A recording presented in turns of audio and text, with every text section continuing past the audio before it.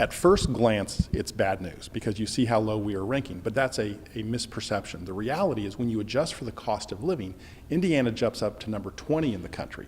And when you adjust just for the cost of housing, we're the 9th best in the country.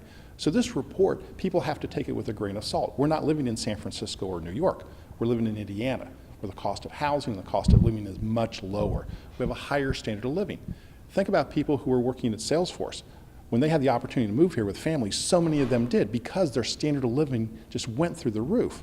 So this report, people should be very careful. In fact, there's a great part to this report, and that is that we're 9th in the country in wage increases.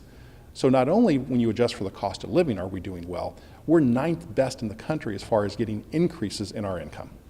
What can the state do to increase wages? You know what? The state should do nothing because the state can't get involved. This is the private economy.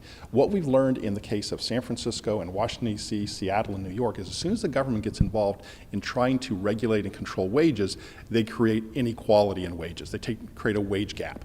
The government can't do it. The private industry does it. And the private industry in Indiana has been doing very well.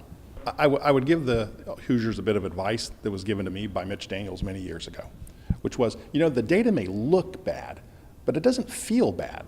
So really go with your gut. And if you feel like you have a good standard of living and you enjoy living in Indiana and you like the things you can do with your family, go with your gut because that's probably more accurate than the raw data that's being thrown at you at the moment.